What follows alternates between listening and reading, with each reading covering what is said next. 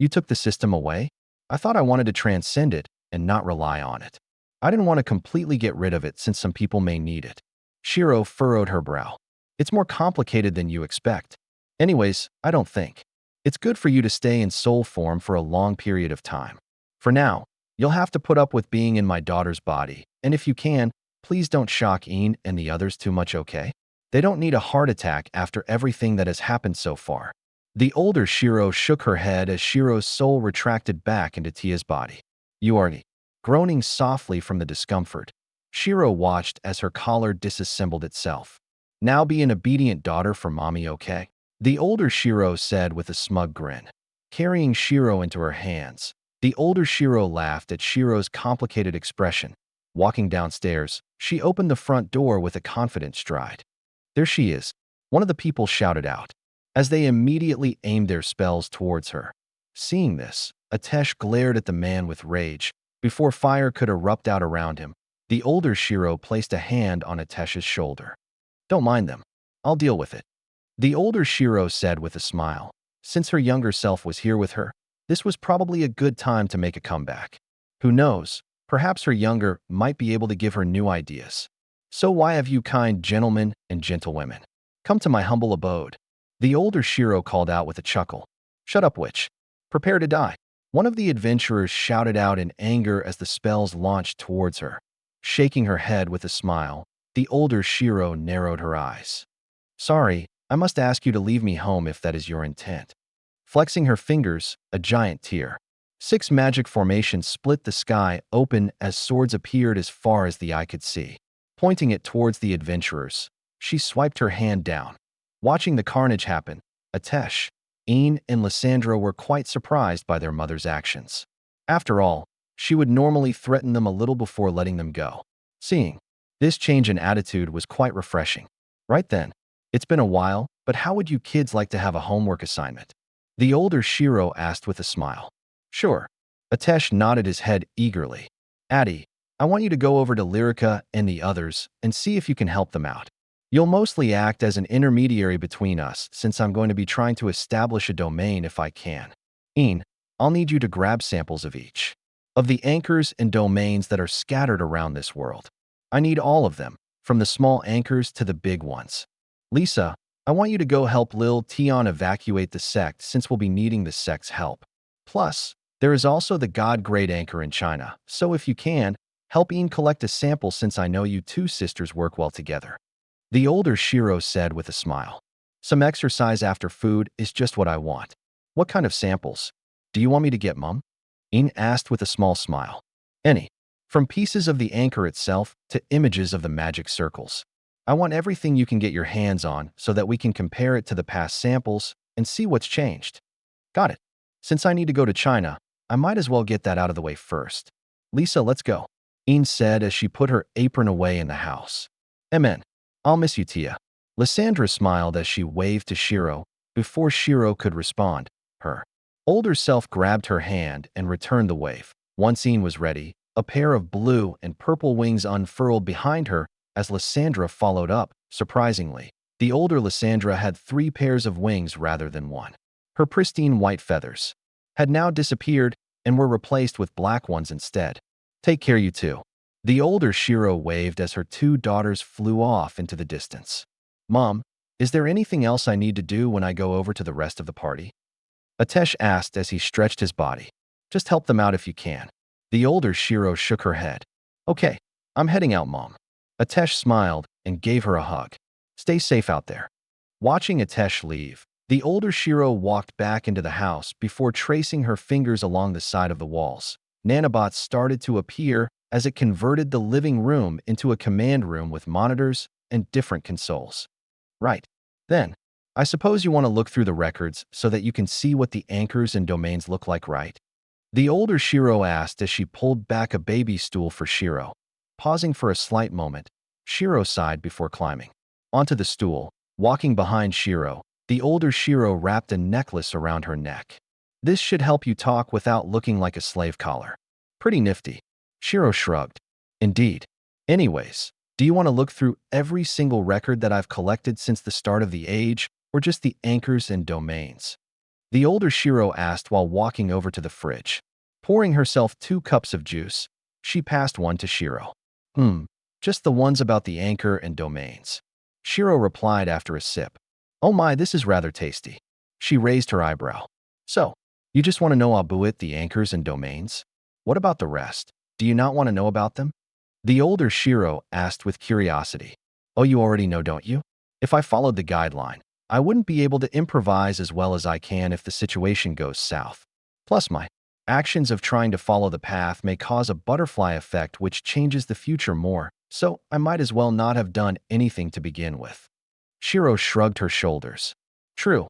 Before we start, if you don't mind me asking, where's Nimue, Izul, and Estrella?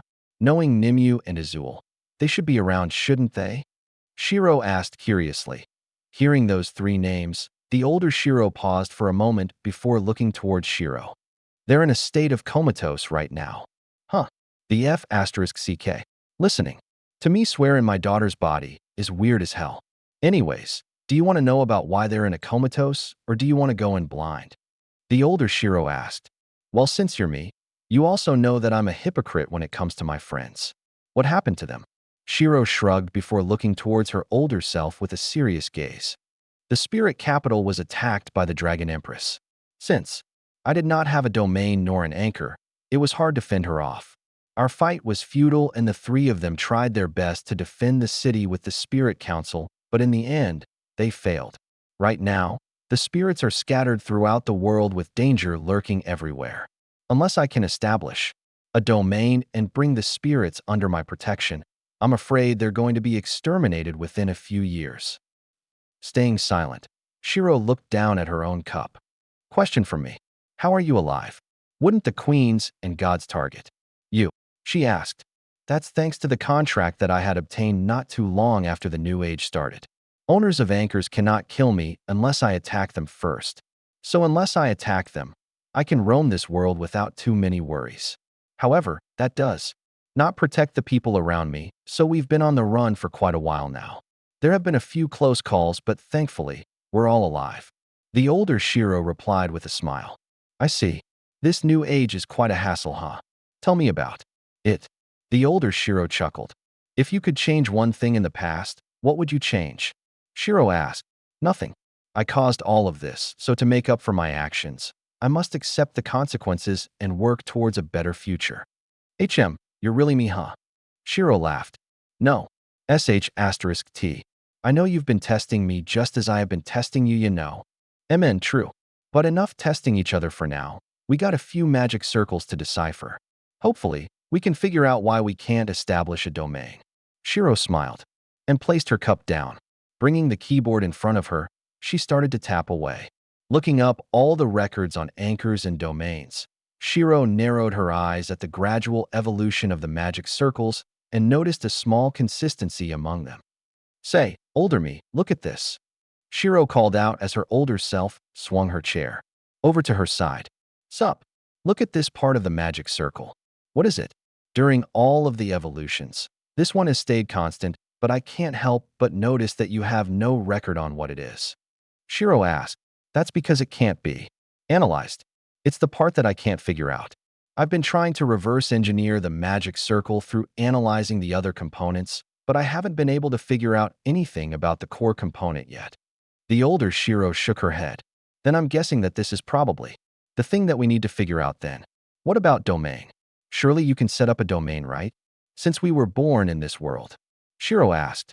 Nope. Unless we have an anchor point, the domain cannot be created. Think of the anchor as the core of the magic circle, and the components of the magic circle is the domain. Without the core, the components wouldn't appear. The older Shiro explained. That's a bit annoying then. Tell me about it.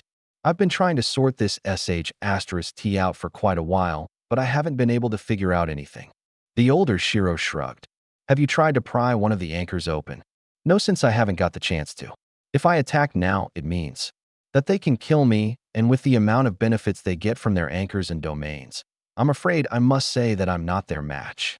I still have error 404, but there are heavy restrictions to using it now, and I'm afraid it's impossible to activate. How come? Because the system is gone. The older Shiro explained as Shiro paused for a moment before nodding her head. So not only is our most powerful weapon blocked, but we also can't do a deep analysis on the anchor points. Shiro frowned. Yup. And if I die, the world is gone. Sigh, the new age has really fked things over, huh? Tell me about it. The older Shiro nodded before moving back to her own computer. Older me, another question. Since the third daughter is biological, does that mean our partner is a man? Maybe, maybe not. I'm able to make pregnancy between two girls possible as well, you know? You ain't getting the name of my beloved that easily now, you know. The older Shiro laughed. TCH. I can't imagine myself saying beloved. Shiro shivered. Slightly. Well, you're seeing me do it now. I mean, I can also call them my sweet honey pot, my one and only. The older Shiro cupped her chin with a blush. Naturally, she was trying to annoy her younger self, who seemed to shiver at her older self's actions. Please stop. I would have thought that my older self would be more mature than this. Shiro sighed. We both know we ain't mature. The older Shiro shrugged. So how did you figure out who you loved? You don't need to tell me the name, just the context. Shiro asked while swiping a few files towards her older self. It was a moonlit dinner. The sky was clear and the stars could be seen. Wine was on the table along with a high-class meal. In front of me sat my dearest with a soft smile. Looking at my dearest, I felt blessed. And that's when I woke up. It was quite a nice dream I had last night, you know? Ha ha ha. The older Shiro laughed at the annoyed look on Shiro's face. F*CKU. Shiro cursed before searching through some more files. Why the F*CK did I stay a troll like I am now? Surely I should have matured, right? Right? Shiro thought to herself. Since talking to a more mature version of herself would be appreciated. Some people may never change, and unfortunately for you, we didn't. The older Shiro said with a smug expression before returning the file to her with a few notes. With two Shiros analyzing the anchors and domains, their working speed increased tremendously since there were very few who could keep up with her. And even if they could barely keep up with her, they couldn't store the knowledge as well as she did. The current situation is akin to having two supercomputers working side by side on the same project with all of their processing power on this singular task. After around an hour or so, Shiro leaned back on her baby stool since she had essentially learnt everything that she needed to know. This little research session had filled up quite a few of the blanks that she was wondering about. Much like a civilization building game. The anchors were like the village hall, while the domains are the different buildings that are placed around the anchor. Each anchor has a certain amount of domains that it can sustain, and the owner must choose how big the anchor is. However, doing so has its drawbacks. Their power is reduced depending on how big the anchor is, and the only way to get a refund or perhaps even get stronger is for the domains to harvest donations from the subjects.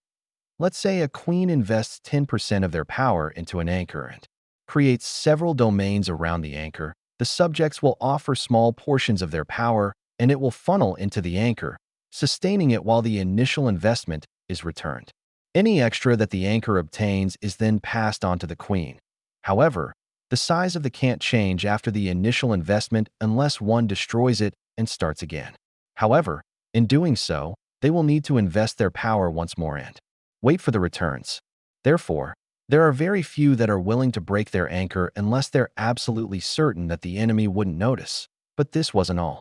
The domains could be taken over and the power/return could be stolen and siphoned to another ruler.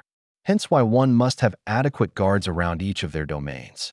A few of the queens also form alliances using this, that if they find a prime spot for their anchors and domains, they may choose to work together and share the bounty through this siphoning feature. Thought this rarely happens since there are strength disparities between the queens. Unless they are equal in strength or if the returns are not worth the effort, they would choose to form this alliance. We need to figure out how the queens can make additional anchors and what they're using for it. Their main anchor can't be destroyed, otherwise they're out of the competition, so there must be something in it that keeps them tied to the competition. Shiro furrowed her brows. I did see one of the queens get eliminated despite having their smaller anchors still intact, so we can assume that the smaller anchors don't matter too much in the grand scheme of things. However, if you do go after them, you are able to siphon parts of their power, making yourself stronger before the fight. The older Shiro nodded. Do you think we can make an anchor if we take one of the smaller ones? We might be able to, but it will risk our safety quite a bit, since it means the queen can come after us. Even the weakest queen is no joke at this period of time. If it was near the start, then maybe. But now? Hell no. They've been cultivating their strength patiently. If there is one tip that you must understand, it's that you want to finish this age as quick as you can. The longer it goes on, the harder it becomes since the head honchos become ridiculously strong. The older Shiro shook her head. Without a guarantee, I'd rather advise against risking ourselves like this. We could give them the chance of killing us without getting anything in return. What about the queens that have been eliminated? Can you grab their old anchor and see if you can find out what we're lacking? Shiro asked. I tried that already. It's no use. The queen must be alive for the core component to be present. If they die, the anchors become useless crystals. Furrowing her brows, Shiro had an idea. I'm not sure if you tried this yet, but how about we do it like this? If we can get two queens to try to kill each other, we will attack the smallest anchor belonging to the weakest side and examine it before she dies. That way, even if she knows, she can't do anything about it, and we'll be able to analyze the anchor, hopefully finding out the one piece that we lack. Shiro suggested. That's rather reckless. If both queens settle their differences and turn towards us, we're dead for good, you know that, right? The older Shiro raised her eyebrow. Sometimes risks are necessary, and to increase the odds, we need some serious planning. Shiro replied. Then I suppose it's a good thing that there's two of us. The older Shiro grinned. Let's see. Out of all the current queens, gods and such, we need to find the weakest ones who have a grudge with one another. We then need to get them to fight each other to the death so that we can get the chance to attack one of their anchors. Got anyone in mind? Shiro asked as her older self nodded her head. I know of 4 queens that are fighting, one of which is the Dragon Empress, and let's just say we don't want to get onto her radar just yet. The other 3 are the Lighting Queen, the Undead Queen, and the Giant Queen. The Dragon Empress and the Giant Queen are fighting one another while there seemed to be something brewing between the Lightning Queen and the Undead Queen. They haven't started fighting yet, but so far, if we want to get a piece of the anchor point, the best choice would probably be this one since they're the weaker party. The older Shiro explained as Shiro nodded her head. Between the Lightning Queen and the Undead Queen, which one is weaker? Shiro asked. Probably the Undead Queen if I have to be honest. However, I'd much prefer it if we go after the Lightning Queen. How come? Wouldn't it be easier for us to target the weaker one? Shiro raised her eyebrow. Yes, that is easier, but the Undead Queen is quite friendly, you know. I wouldn't say I'm friends with her, but I wouldn't count her as an enemy. Her older self shook her head while getting some more juice. It'll probably be better if I show you her kingdom, or rather, domain. You can see why I say she's quite friendly. When you look at her residence. Standing up, the older Shiro dismissed the computers and picked Shiro up. We'll make our way to her kingdom now, okay? Wait, right now? Shiro widened her eyes. Yes, right now. Don't worry, it's completely safe. Walking out of the house, the older Shiro closed her eyes for a moment before opening a portal. Stepping through the portal, Shiro was immediately hit in the face with a rather pleasant smell. It was calming and soothing to the mind. Welcome to the Undead Queen's main domain, Haven of the Dead. The older Shiro introduced with a smile.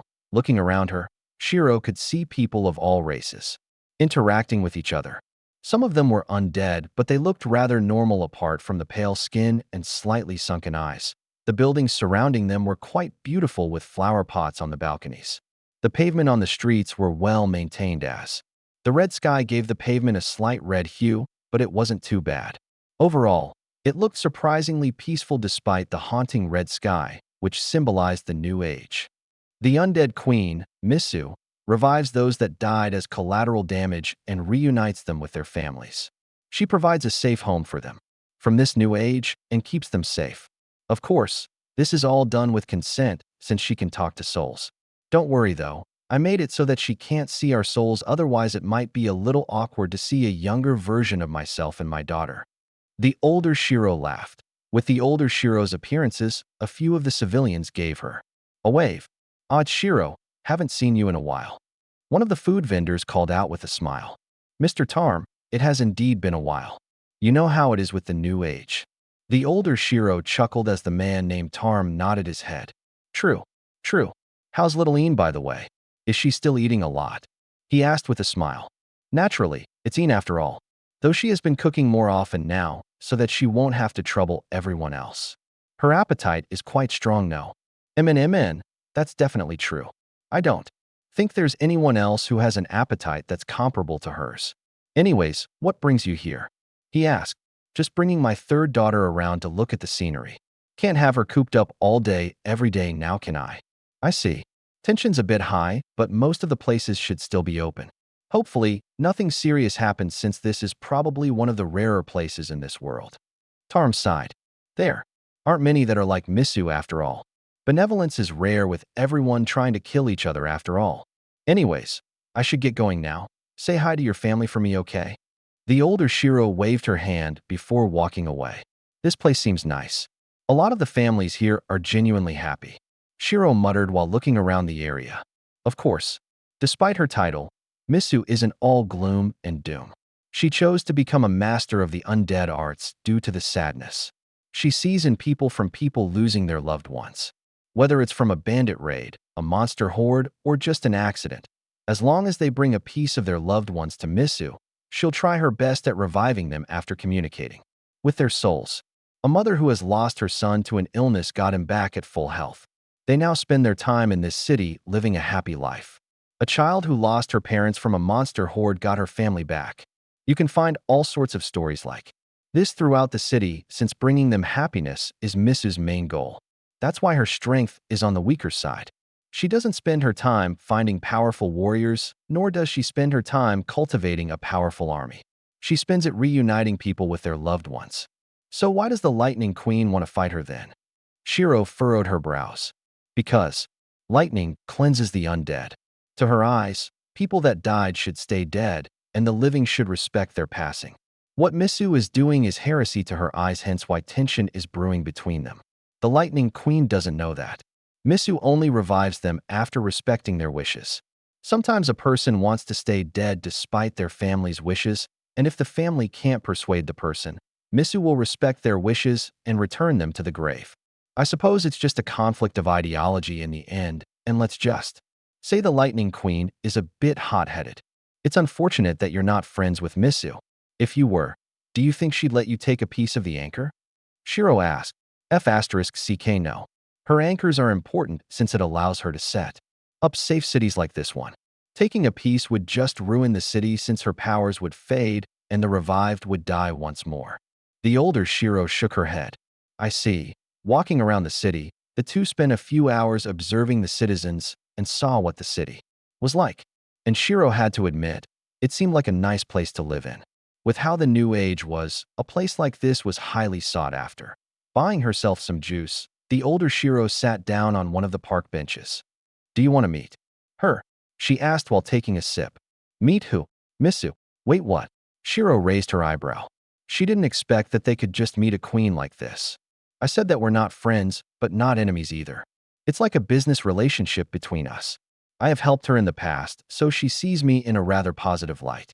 A meeting or two shouldn't be hard, the older Shiro explained. Though I suppose the only reason as to why we're not friends is that she's quite annoyed by my actions against my enemies' souls. I can cause them eternal suffering with my sword after all, and she doesn't like that. However, she respects that I won't mind helping souls out as long as they're not my enemies, hence why we're like business partners. Oh, sure. I'm interested in what Misu is like in person. Shiro nodded. All right. She should be free in about 30 minutes, so we'll walk to her home, the older Shiro said while looking at her phone. Picking Shiro up, she started to walk towards the north of the city. In the distance, Shiro could see a rather well-designed mansion sitting on top of a small hill. Compared to what she had imagined, this was rather surprising. None of the material used gave her a sense of dread, but rather, it gave her a sense of welcome. Like anyone could come to the mansion and talk to the queen. There were no creepy ornaments as everything was kept rather simple. Overall, it didn't seem like a house belonging to someone called the Undead Queen. Right then, she should be finished around now, so let's go meet Misu. I'll do the talking since my 5-year-old daughter does not have such an expansive vocabulary. The older Shiro chuckled before removing her necklace. Rolling her eyes, Shiro stayed silent as they entered the mansion. Walking through the mansion, The older Shiro would give a few of the guards a small wave and a soft smile. Seeing her, the guards only nodded their heads before letting her through. Looking down at her younger self, she could guess what she was thinking. If you're wondering about why they're so relaxed, it's because I've been here a few times. In the beginning, they were quite stringent, you know. The older Shiro chuckled. Walking through the quiet hallways, they soon arrived before a giant set of doors that was guarded by 4 soldiers while a butler stood by the side. Miss Shiro, I was informed by the guards about your arrival.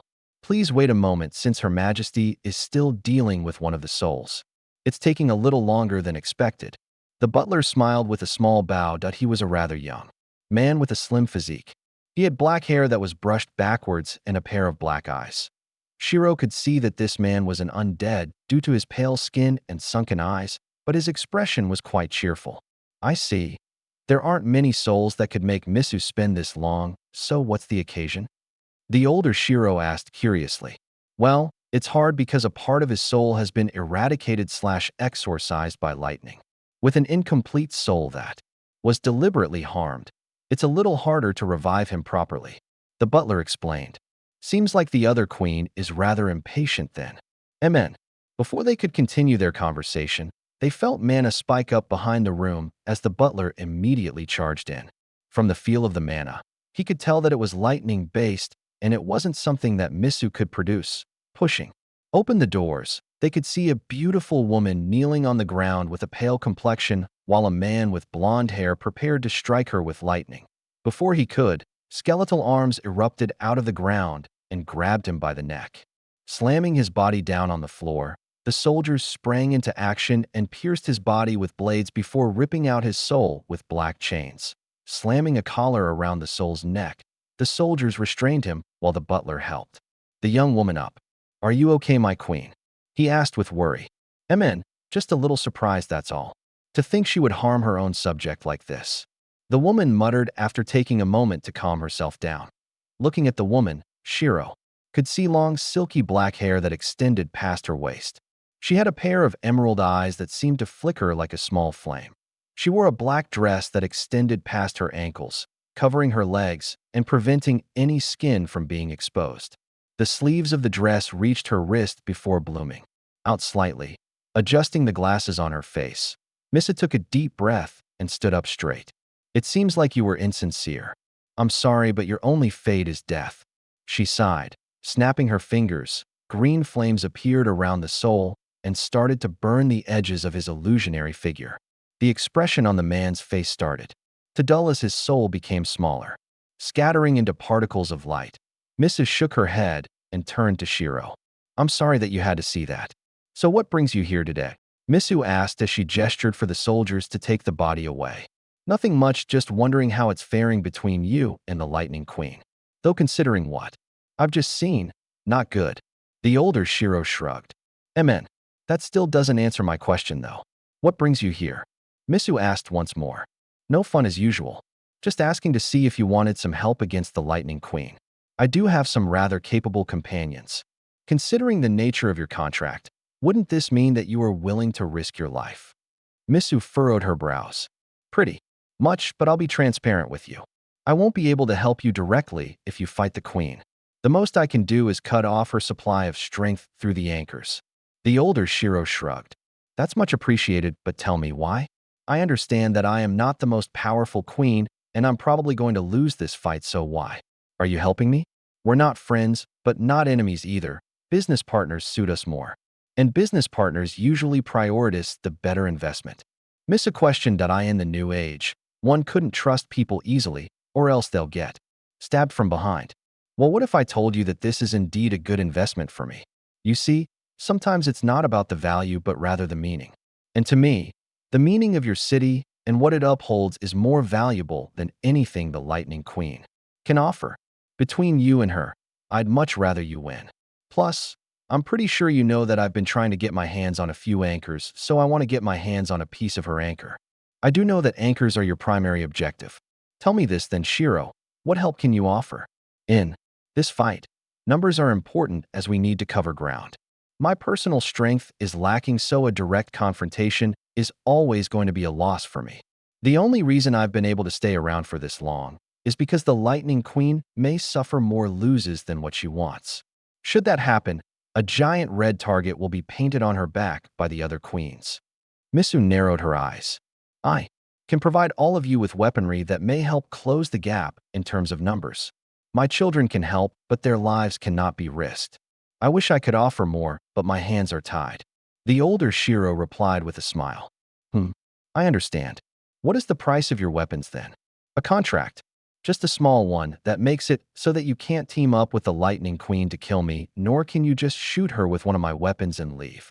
After all, doing so would mean that I just attacked the Queen, rendering my protection contract null. Shiro chuckled. That is fine. What weapons are you offering then? A fleet of remote control flying fortresses armed to the teeth with my best weapons. Orbital cannons, railguns, mech suits, and mana regen zones to help your people in the fight. The older Shiro smiled. Do you have enough to arm every single soldier that I have? Misu narrowed her eyes. Yes. However, I do hope that you don't immediately go into combat since even with my weapons, you cannot just charge head-on. Shiro nodded. Of course. I'm fighting at a disadvantage after all. Mrs. smiled. Then let us establish the contract. I shall provide you with all the weapons you need when the fight begins, and in return, you cannot turn against me for this fight only. Sound good? The older Shiro asked as a tier 6 magic circle appeared between the two of them. Nodding her head, Misu examined the magic circle before smiling. Everything is in order. The contract contents are agreeable. I, the undead Queen Misu, accept this contract. She said as a part of the magic circle hummed with a soft light. I, Shiro, accept this contract. The older Shiro followed up. Asterisk ping shattering into a soft golden tether that flickered between the two of them. Shiro threw Misu a phone. Just contact me on that when you need the weapons. I'll be on my way now. Amen. Watching the older Shiro leave, Misu narrowed her eyes at Tia, who was in her arms. During the entire conversation, she could sense an intelligence behind that pair of eyes which seemed to be understanding everything that was going on, observing and noting down everything that it deemed important. Strange, she muttered before, shaking her head. Regardless, she was happy. With Shiro supplying her with weapons, it should hopefully give them a slightly better chance against the Lightning Queen. However, despite all this, there is still a low probability of success. Don't worry, my queen. I believe that in the end, your kingdom will survive. The butler reassured. I hope that is the case. Leaving the main room, Shiro looked at her older self with a raised eyebrow. Seeing this, the older Shiro knew that her younger self wanted to ask her something. Flexing her fingers, the necklace formed itself around Shiro's neck once more. Ask away. How come you didn't call yourself the Spirit Queen or Sylph Empress during the contract? Isn't that our class? Shiro asked curiously. Oh, that's because I'm technically not a full queen in the new age unless I have an anchor and domain. Remember when we killed the Fire Queen? She said that she'll be eliminated once we get rid of her anchor, so you can think of the anchor being a queen's proof of identity as well as a participation ticket. The older Shiro explained. I see. Also, why were you so quick in helping Misu? I thought we were here just to have a look at the current situation. That's because there has been a slight change which pushes things forward by quite a bit.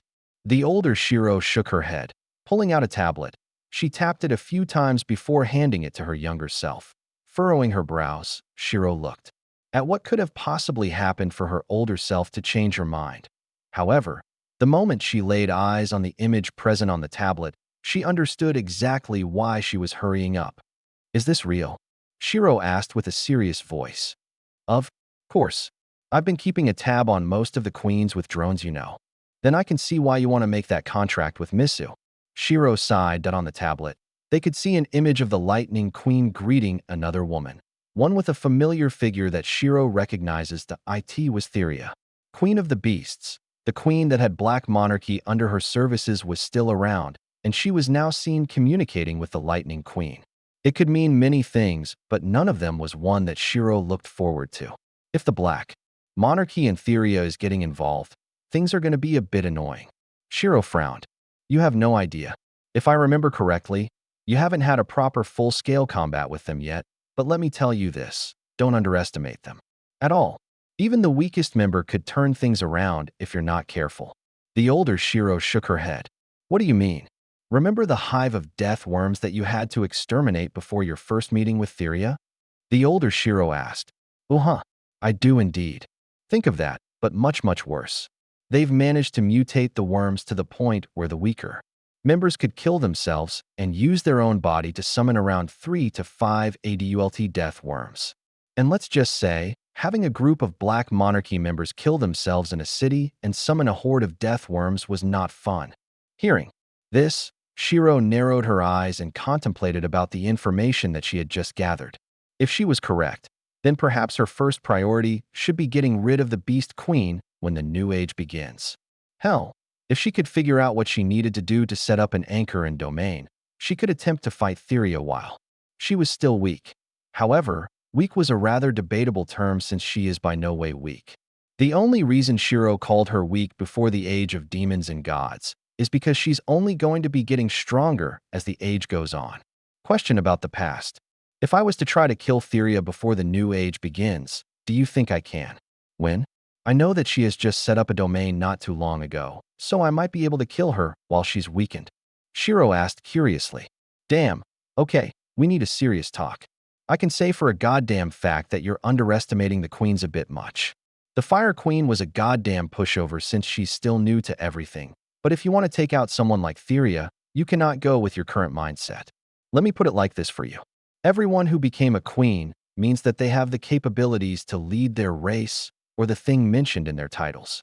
There are different grades of queens depending on their titles, and the Fire Queen should have been much harder for us to kill, but we caught her right after she lost a bunch of her strength to the anchor. There are small queens who govern a specific subject, such as the Fire Queen. However, there are also queens who govern broader subjects where their powers expand over a multitude of things, such as the Beast Queen. She governs all the beasts, meaning dragons, and such are no exception. As long as something is part beast, she can exert a certain amount of authority over them.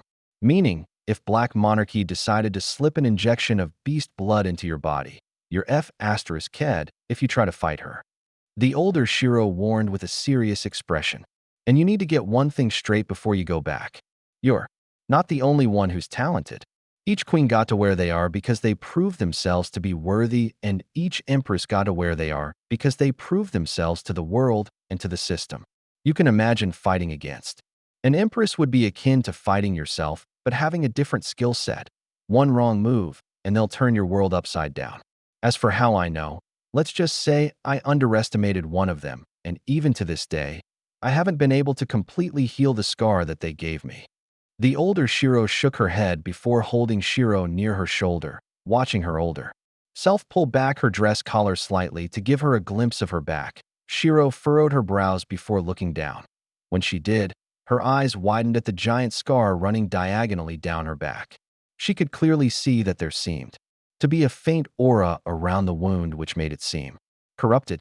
See, you, so I can say for a fact that you underestimate the queens a bit too much. Don't make the same mistake, okay?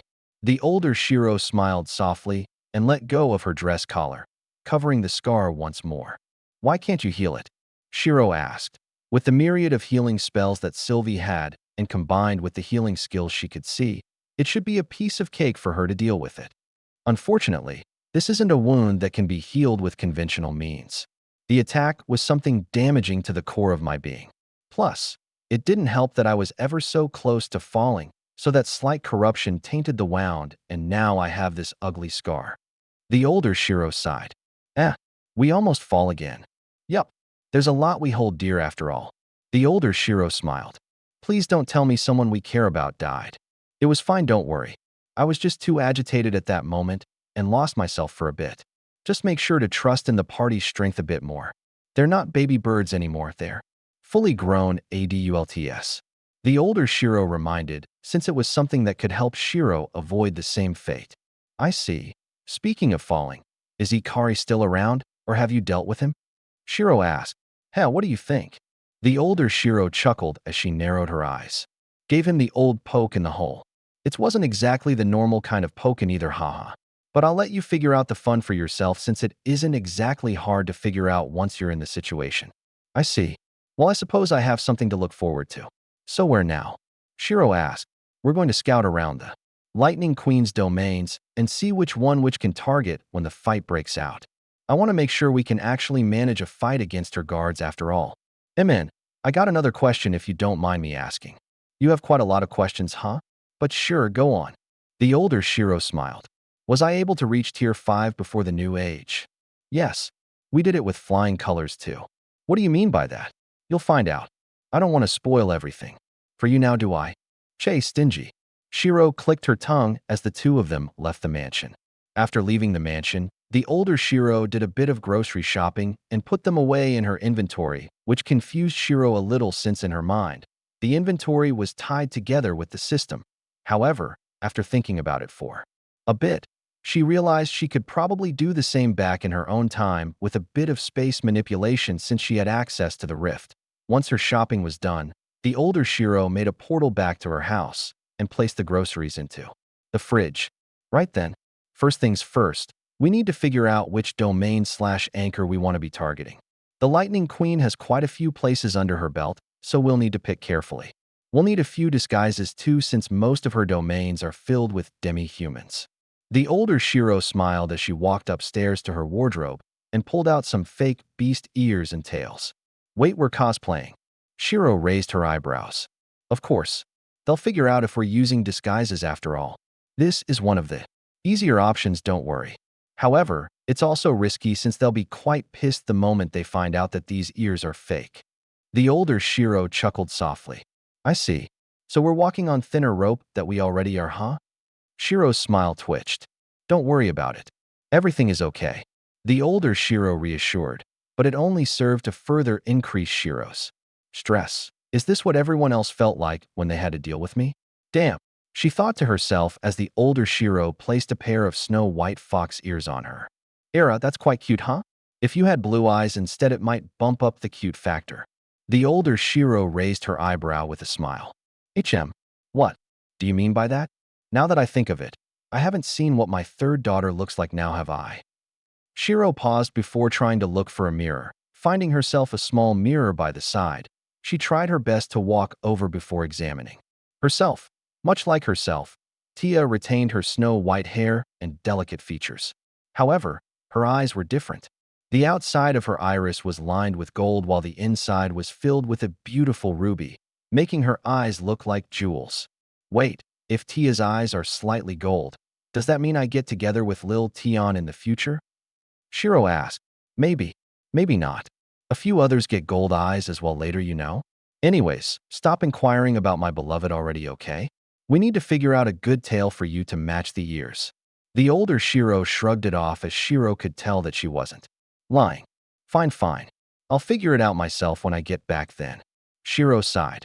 After spending a while to go through all the fake demi-human parts, they found the perfect tale to match the ears that her older self had picked up.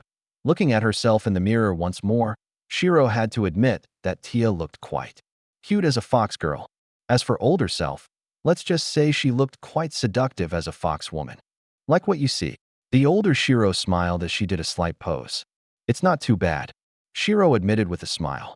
All right, let's go look for a good place to attack should the fight begin. Walking over to the computer terminals, the older Shiro brought up a map of a few domains and anchors that the Lightning Queen owned. As you can see, most of her domains are located near mountainous areas since she has control over lightning.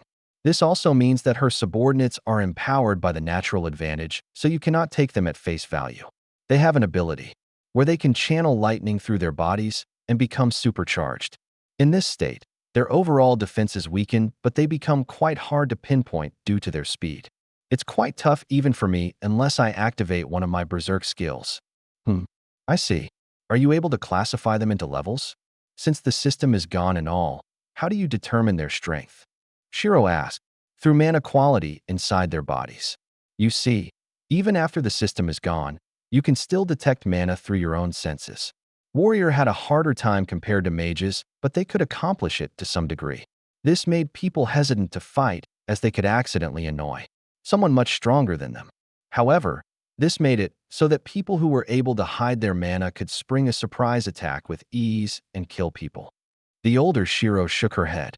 I'm guessing they made a job like Censor? Or something similar so that they can find out those that are hiding their powers. Yup, you guessed it. And guess what? Aram is pretty king good at sensing people's true strengths. When she finally got used to sensing mana, she almost passed out from sensing Manhwa. Don't mention that like it's nothing, Shiro said with a twitching smile. Well, it is nothing. After all, we were already doing that despite the system making it easier. You see, we had an innate talent for sensing mana. However, for everyone else, the system was a natural helper. It made it easier for people to get stronger. A mage without the system may need years before they could even sense the mana, while the system exposed people to mana since they were young, allowing them to become experts as teens. Hence why everyone's pissed at me for taking that guiding hand away. Unless you are born with an innate sense for mana, you have to spend years to even become level 10. I've essentially crippled the human race in the new age. Do you regret it? Shiro asked. Regret? No, I don't. But I won't tell you the reason since it may change your choice, and trust me, even though I don't regret it, I always think about what could change if I chose the other option. The older Shiro shook her head. Seeing this, Shiro only nodded her head and respected her choices. Anyways, enough about the depressing subject. We've got a few choices for domains and anchors that we can infiltrate. I'll go with anchors first since they're the end goal.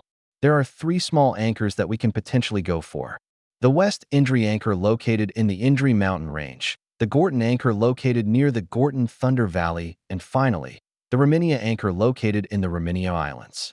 They're roughly the same in terms of difficulty, but it's probably best if we ignore the West Indri Anchor and the Gorton Anchor since the area around those anchors is advantageous to them. However, it's nothing we can't overcome. The older Shiro explained. I'm guessing the Raminia Anchor is what we should go for then, since it's on an island. Not quite. I said that it's an island, but it's not near water. It's a collection of floating islands that hangs above a giant chasm. So all of them are quite tough then. Yup. Never said it was easy now, did I? The older Shiro raised her eyebrows. No, you did not. Sigh. So which one should we go for? After all, I won't be able to provide much help at the time of combat. Shiro asked. Considering the situation around each anchor, it's probably best that we go for Gorton since there's a period of time where the lightning fades from the Thunder Valley. Though when the lightning returns, it's twice as strong, so we'll need to work fast if we were to choose Gorton. Raminia is a little annoying since it's always in the sky, but should anything go wrong, we can hide in the chasm and escape through that way. Indri is a definite no-go since the mountain range is dangerous even before the Lightning Queen took over, but it has the weakest guardian out of the 3 anchors. Considering our manpower, I say we probably have the best chance of success with Gorton. Really? I think Indri is probably easier though. Since you said that it has the weakest guardian, you should be able to deal with him quite easily. Shiro raised her eyebrow. It's not the guardian that I'm afraid of. It's the big-ass Kirin that lives there that I'm worried about. He's made a contract with the Lightning Queen, so he'll give her a certain amount of help. Unless he leaves the mountain range, I can't do much about it. The older Shiro shook her head. Then if you suppose Misu can draw the Kirin away, we can get the anchor without any problems then. Shiro narrowed her eyes. Thinking about it for a moment, the older Shiro grinned. If the Kirin's gone, I can definitely tear the Guardian a new one twice over and take the anchor. So out of the 3 anchors, Indri is the easiest as long as the Kirin is gone. Seems like we should probably scout out the area around the anchor so that we can plan our attack. Shiro said with a smile. Well, I can do some scouting from this. How's you know? Like I said, I've been keeping an eye on most of the queens while I figure out how to make an anchor. After all, spending years to do absolutely nothing is idiotic. There's always something that you can do. The older Shiro shrugged before snapping her fingers. Suddenly, a live footage of the Indri mountain range appeared on the screen. Large bridges could be seen stretching from one mountain to another while lightning flickered in the dark clouds that hung above the area.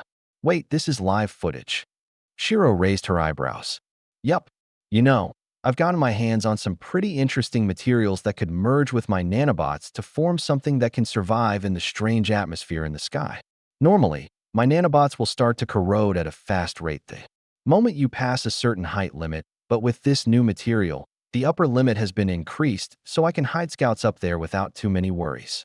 The older Shiro smiled while taking a sip of her juice. Naturally, that means I can show you footage of the Kirin too since my drone is flying much higher than it. Oh, That'll be quite interesting. I want to see what you're afraid of. Hearing this, the older Shiro snapped her fingers, changing the view of the camera. Looking towards the screen, Shiro could see dark clouds looming everywhere, while a giant iridescent being could be seen resting on them. His neon blue, serpent-like body curled through the clouds as lightning shimmer on his scales. Every breath he took was reminiscent of rumbling thunder, causing the lightning to flicker with each inhale. Despite the long body that reminded Shiro of a snake, she could see horse-like limbs under his body. Each muscle on his legs were well defined as yellow fur wrapped around his joints. Looking towards his head, she could see a majestic crown of gold adorned with jade armor around the base. Just to show you why I'm not eager to fight him, I'll have a small drone get close to the Kirin's main body. Pressing a key on her keyboard, Shiro watched as a small drone detached from the camera. Before it could even get within 300 meters of the giant mythological beast, lightning crackled from the clouds and vaporized the drone in an instant. And there we go. As you can see, he has an aura that passively attacks anyone that is close, unless he chooses to exclude them from the targets. Meaning, just standing around the prick can kill you without him doing anything. Yeah, I can definitely see why you wouldn't want to try taking the anchor unless the Kirin is away from the place. He doesn't look small either. I'm pretty sure his body is either around the size of the mountain range or maybe a bit bigger. Exactly. He is King huge, so you can imagine the kind of damage that he can do. His defense is also ridiculous, No. Unless I hit him with everything I got, I don't even think I can harm one of his scales, and even then, he'll probably erase me with a single breath. The older Shiro shrugged. If we were to go off of system tiers, what tier is the Kirin? Shiro asked. Probably around mid to high tier 7. It's been a while, so he might be on the cusp of tier 8 for all I know. Wait, so you're telling me that we're going to be trying to attack a place under the protection of a demigod who might have already attained divinity? Shiro's smile twitched. Yup, don't worry about it. I'll be the one doing the fighting. Anyways, let's go to the closest domain first. Since Theria is talking with the Lightning Queen, I can assume that they might fight soon. We'll try to make ourselves less suspicious by blending in with the rest of the folk in the city. Hopefully, we'll be able to move around a bit freely after getting to know a few people. The older Shiro smiled. If you do that, wouldn't you become sympathetic towards them? Shiro raised her eyebrow. After all, their goal was to steal the anchor, and doing so would definitely put the people there in harm's way. Of course I will, but that wouldn't change the outcome. I suppose the New Age has made me a bit cold-hearted. In a war, there's always going to be casualties, and I have already chosen my side. The older Shiro narrowed her eyes and looked down at her empty cup. Meaning, even if I talk to the demi-humans like they're close friends when we get there, I will not hesitate to take the anchor should the opportunity arise. After all, she trailed off. I'm the witch that stole the system from everyone. Looking at her older self, Shiro could definitely see that she was now much colder to anyone who isn't in her circle of friends. She's even willing to act as friends with the people in injury just to betray them later for the anchor. You must think that I'm quite a piece of *T right now, don't you? The older Shiro chuckled. To be blunt, yes. Shiro shrugged. Well, I'm not surprised. The New Age has been around for a while, so naturally, there will be small changes. I've just become a bit more decisive than before. I do hope that it doesn't creep you out too much. No, it doesn't, because I can see why you had to become cold. Like this. After all, if the situation was reversed, they would leap at the chance to make their enemies weaker. But as always, just because I know doesn't mean I like it. Shiro shook her head. True. That has always been the case. Regardless, let me pack up and get ready. We're going to be moving to the mountain village in injury and hopefully not get killed on sight. The older Shiro chuckled before dismissing the computer terminals. Sitting down on the sofa, Shiro watched her older self with a frown. There might be some disagreements, but it shouldn't be too bad, I don't think. She thought to herself since. The fact that her older self didn't mind betraying people after gaining their trust is a little off-putting, since betrayal was one of the things she hated the most. However, it's not like she'll be here forever, so putting up with it shouldn't be too bad. Once the older Shiro was ready, she picked up her younger self and made a portal. I'm going to make the exit a little further away from the city and piss off a monster so that it will chase us. Naturally, I'm going to get beat up a little just to make it a bit more believable. The older Shiro smiled as she stepped through the portal. Adjusting her vision slightly, Shiro saw that they were in a cave. Right then, let's see. There should be a bunch of monsters here. I need to give them a slight poke so that they get pissed off, but I can't kill them. The older Shiro muttered before placing her hands against the walls. Closing her eyes for a moment, her lips curled into a smile. Now before we give them a poke, let me change our scent a little since the demi-humans are quite sensitive. She said before waving her hand. Feeling a few light droplets of water sprinkle on her face, Shiro titled her head but didn't smell anything different. You won't be able to smell it since it's designed for use against demi-humans specifically. Anyways, are you ready? Amen. Nodding her head, Shiro watched as Tier 4 magic circles appeared around her older self. 3, 2, 1. And poke. ###****. Rubbing his eyes slightly. A young man could be seen with silver armor on his body. He had a pair of lazy eyes and sharp teeth. He was a demi-human with wolf-like ears and a furry tail swaying ever so slightly behind him. His name was Zon, and his main task was to guard the gates to the city located in the Indri Mountains. Today was rather normal, as nothing too serious had happened. The city was quiet since tension was at an all-time high. Looking down at his watch, he figured that his shift was going to be over soon. Suddenly, his ears twitched ever so slight as he furrowed his brows. Sniffing the air a little, his pupils constricted. Grabbing his spear, he quickly vaulted over the wall before activating one of his skills. His muscles bulged ever so slightly as he stomped the ground, catapulting his body forward in the distance. He could see a charming fox woman with snow-white hair running away from a pack of frenzied monsters. Seeing the fear on her face, his instincts to help a demi-human in need kicked in as he threw his spear as hard as he could. Skewering the necks of two monsters, Zon charged in with killing intent. Fu. Taking a deep breath, Zon wiped the blood away from his face and looked down at the tearful fox woman that sat on the floor with quivering legs. "Are you okay?" he asked as he reached out to help her up. Thank you. Thank you." The older Shiro bowed while quickly wiping the fake tears from her eyes. "If you hadn't saved me, me and my child would have been done for. Please, can I know the name of my savior?" she asked while looking up at Zon. Seeing her up close, Zon couldn't help but blush slightly and looked away. "It's Zon. What happened? Why were the monsters in a frenzy?" he asked while poking at the corpses. "I don't know.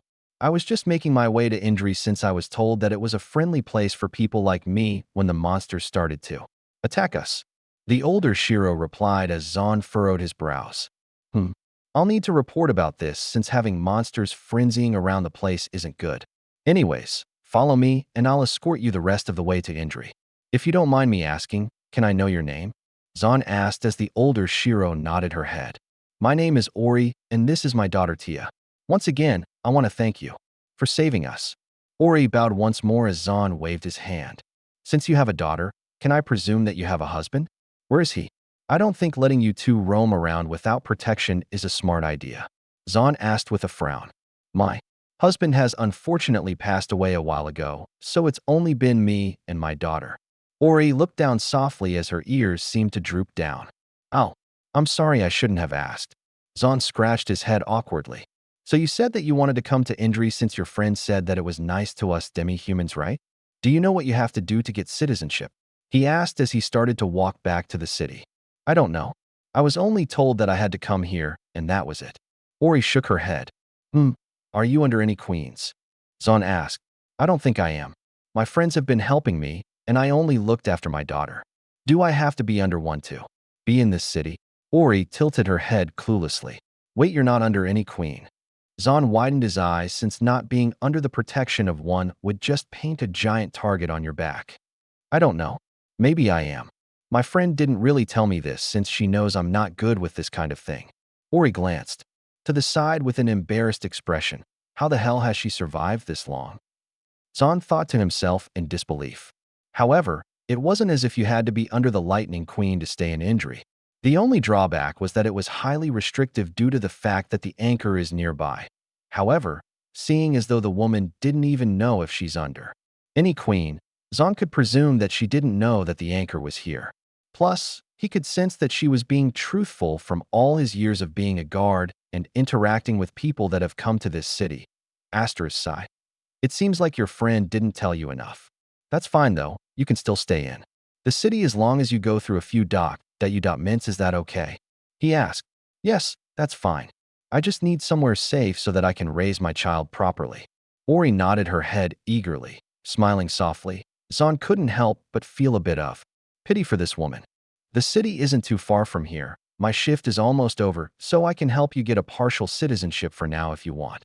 That would be greatly appreciated. Thank you very much. Ori smiled happily.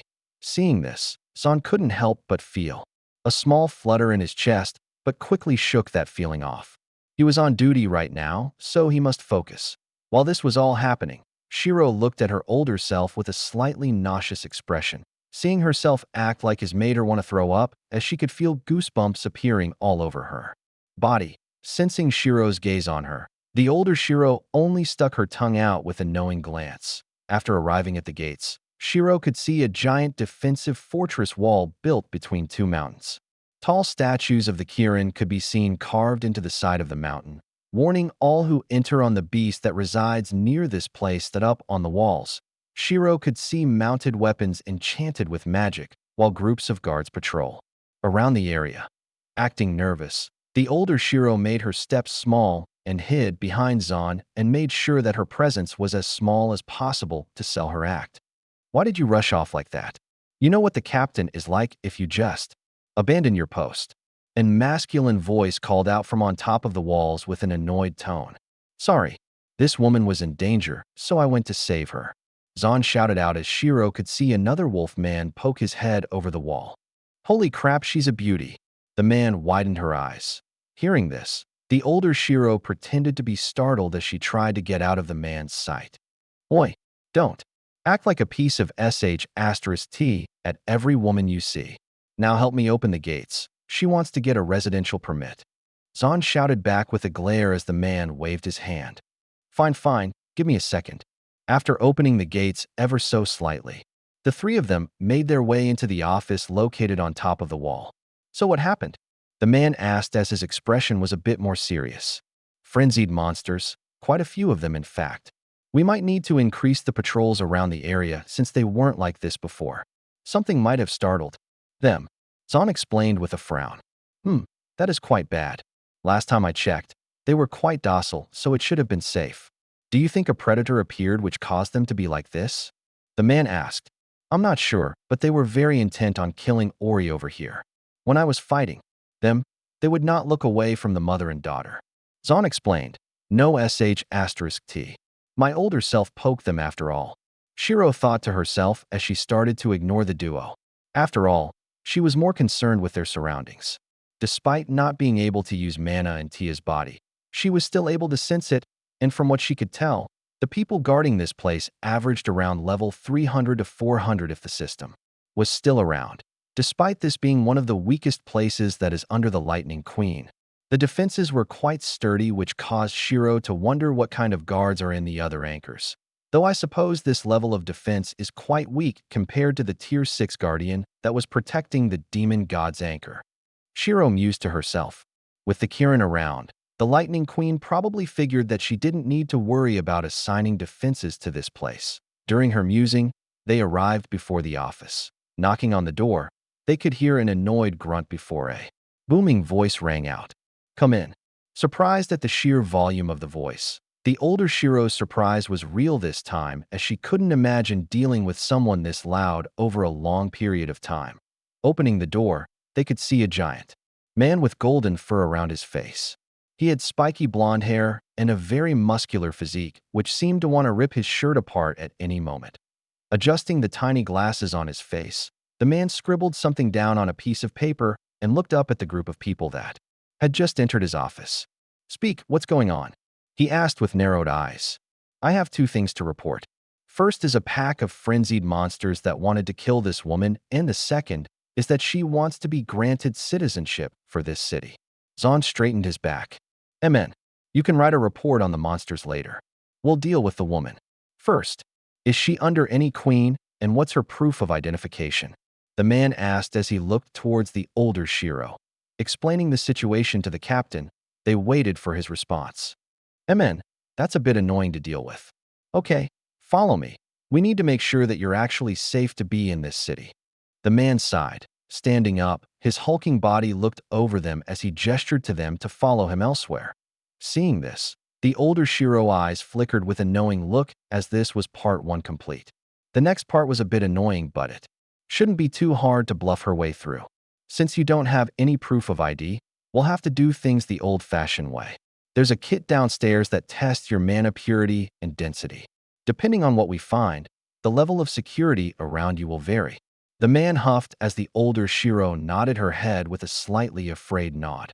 Narrowing his eyes for a moment, the man eventually turned back around and started to lead them downstairs. During the walk, the atmosphere was rather awkward as Ori would be startled by every sudden movement that she saw. Seeing her body tense up at everything, Zahn couldn't help but wonder what her life was like before for her to be this fearful of everything. Sighing softly, he could only pray for her safety. Upon arriving at the testing floor, Shiro could see large steel supports lined up along the walls while heavy reinforced gates surrounded them. Seeing this, she could understand that it was extra fortification. There's probably more people that have tried the same, so I suppose when they're found out, they would try to either get out or kill as many as they could. Shiro mused to herself as she could see the guards standing alert despite her older self's dainty appearance. Even though she seemed weak from all angles, their weapons were ready to attack at any moment. *KRR. Pushing aside the heavy gates, they could see a reinforced room with terminals on the side and a seat in the middle. "I'll need you to sit on the seat. When you do, I'll begin testing your mana to see how powerful you are." "What about my daughter?"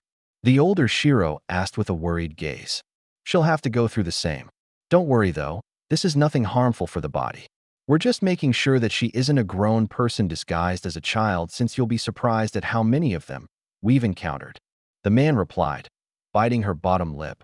Ori eventually set Shiro down by one of the seats near the door. "Behave. Okay, mommy will be back soon," she said with a forced smile.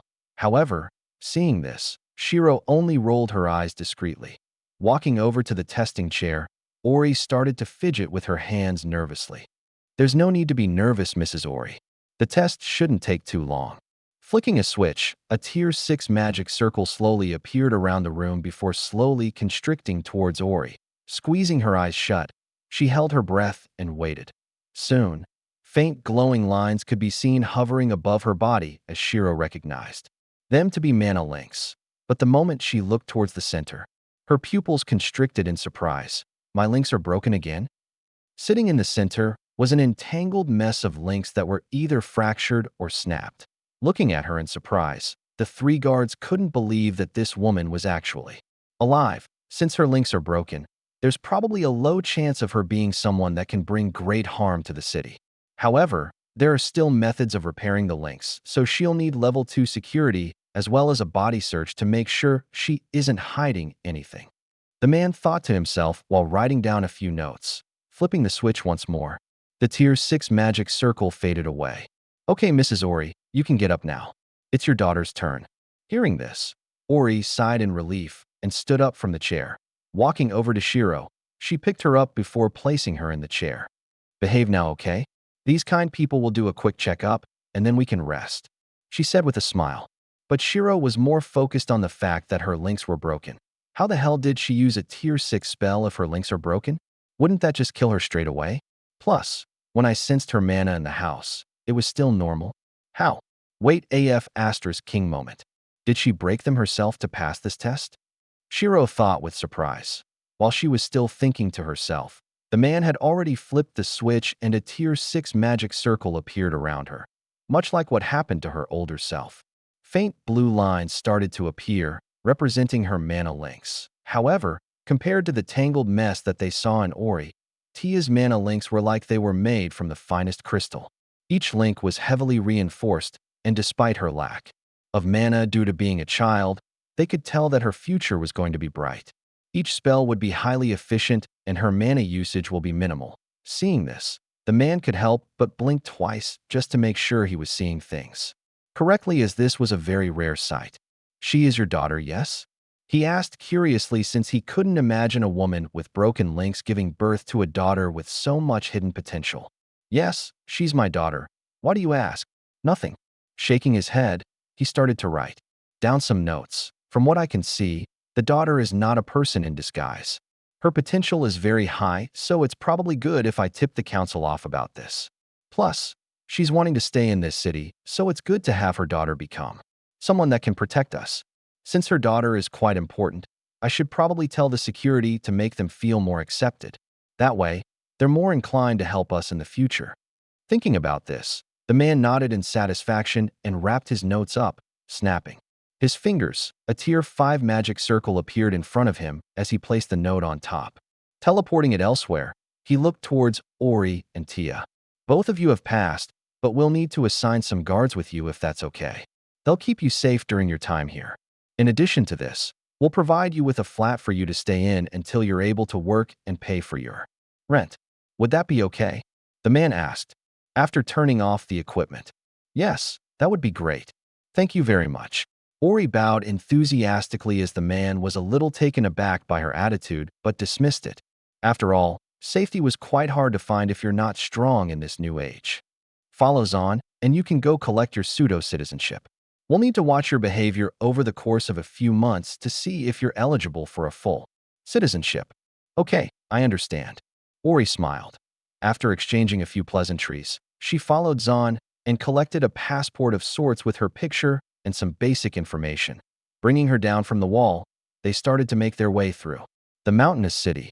The flat that they gave you is around the halfway point of the mountains so that you can access most of the facilities easily. There isn't much you need to keep in mind since everyone's pretty friendly, but do note that there are wealthy and powerful people near the top. As long as you don't annoy them, your time here should be fine. Zahn explained with a smile. I see, okay. So, I need to be friendly with the people up top so they don't hurt me? Ori asked just to make sure. Well, you don't exactly need to be friendly with them. You can probably get by through just minding your own business. You never know what might piss them off after all. Zahn shrugged. So, I ignore them. Yes. Explaining a few details to her, such as where she can go buy some stuff along with where most things are located, they eventually arrived at the flat. Your room is 13B, and it's on the second floor to your right. Just make sure you don't disturb your neighbors since they may file a complaint towards you. Okay, thank you. Watching Ori walk up the stairs, Zahn shook his head and hoped that she would be fine. Seeing as how she was quite fearful of everything, he guessed that her life might be a bit difficult unless she got over her fears. Fo. King finally. There aren't any guards just yet, and I've already silenced this room, so we can talk now. Ori sighed as she stretched her body. Snapping her fingers, a tier 6 magic circle appeared on her fingertips, tracing it along her stomach. Up to her chest, she smiled. Man, breaking my links and repairing them again is such a pain. Makes me feel sluggish as sh*t. She complained before laying on the bed that was placed in the room. Well, that pretty much answers my question. But how did you even fix your links so easily? Shiro asked. Emin? Oh, nothing too serious. My skills improved over time, and naturally, the limits of what they can do increases as well. For example, Grace heals everything right. I just improved my control over the skill after the system was gone and made it so that I can focus it on a specific area. That way, I can heal it no matter how dangerous. She grinned. *sigh figures. So what now? Now we wait. We'll integrate ourselves into this society and get their trust. The older Shiro chuckled. For the next few weeks, Shiro and HR older self spent it trying to make themselves known in the community. Her older self would grab a few part-time jobs and enforce her persona as a timid woman who was on the weak side. However, her charm would make her a great addition to restaurants where she worked as a waitress. During this time, she had also spent it teaching Shiro a few tips on her skills that she could use when he returns. Most of them don't need to rely on the system, but she had taught her a few that she could use in tandem with the system. The main tip that she taught her younger self was to ignore the mana cost of most items and try to get a feel of the skill herself. That was because the system dictates how much mana is needed for the skill's written effect to activate and takes it from her mana pool. If she could get a feel for the skill herself, she'll be able to control how much mana she wanted to use. For example, if she took some damage to her ribs, Rather than using 30% of her mana to heal herself with grace, she could instead decrease the potency of grace but focus it around her ribs, lowering the mana cost of the skill and not using a charge. After all, a charge of grace was akin to a pool of mana that she regenerates every day. Just because she took a bit of that pool doesn't mean the entire pool is now consumed. No, it means that she can continue to use it. Therefore, her main priority was to study how each of her skills function and practice how to control their mana consumption. In the end, the system is only a tool to help the process and not the source of the power. The source was the person who can activate the skill. Therefore, if they could control their output of the skill alone with their understanding, it would naturally mean that the efficiency and effectiveness of said skill would increase. However, that wasn't all that she learned during these weeks. As she couldn't practice any of the things that her older self explained, she had to make sure she gathered as much knowledge as she could. And one of them was on her nanobots. After all, she was still in the process of improving each nanobot, so that her weapons and items that she makes are much stronger. Comparing the diagram of nanobots that her older self provided to her with her own, Shiro understood that the material was completely different in the sense that the sturdiness and flexibility was on a whole new level. When questioned about this, the older Shiro would only reply with, "Of course. That's because I've been improving my nanobots with every new material that I found in the new ages." When the age starts, the merging of worlds become more obvious and the materials found in different places become common. Through a constant process of recycling and refining, I can improve the base material of each nanobot. It's not something that can be achieved quickly, but you can still take away each of the basic diagrams. When her older self suggested that she could take each of the basic diagrams, Shiro was a little hesitant since it means that she isn't going through the discovery process herself. If she was to take them, she'll be missing out on the inspirations that she could have discovered for herself, so she rejected that idea. So, in these weeks, she mainly focused on skill theory and the singular nanobot diagrams rather than the weapon blueprints. Yawning slightly, Shiro rubbed her eyes and looked up from her tablet at her older self who was currently working one of her part-time jobs. She wore a gray shirt with a black tie, a black waist apron/skirt, and a pair of black tights. Her snow-white hair fluttered with every movement along with her tail. She wasn't allowed to carry any plates as she was clumsy and may accidentally bump into someone and break something. Therefore, she was only allowed to take orders, despite her act of being clumsy. The older Shiro knew that she couldn't act like this always, so she demonstrated a little bit of efficiency with taking orders. Naturally, she still got one or two wrong, but the owners weren't too angry since she was showing progress. Plus, her presence brought in more customers, so they were happy. Phew. Breathing out slightly, the older Shiro hung up her apron and grabbed her coat. She had just escorted the final customer out of the restaurant, and it was time for her to clock out. "Good work today as usual. You're improving quickly." The manager smiled softly as he handed the older Shiro her wage. "Thank you, manager. If you weren't patient with me, I wouldn't have gotten this far. Sorry for breaking all those things near the beginning." The older Shiro scratched her cheeks in embarrassment. "Haha, that's fine. You've managed to bring in more customers in the end." The manager chuckled. The manager was a demi-human that had traits of a bear. Despite his old age, his physique was rather muscular. "Take care on your way home." The manager waved as Shiro picked up Tia and started to make her way home.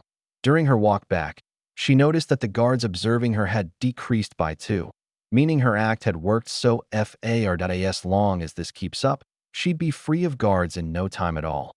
However, and this was a big however, she had to deal with her suitors that had appeared during this period of time. Most of them were easy to deal with, but one of them in particular was extremely annoying. The main reason was because he had a rather sizable backing in this city, and pissing him off may ruin a few of her plans. Normally, she would either poke or kill them, but as she was Ori right now, doing so would be out of character.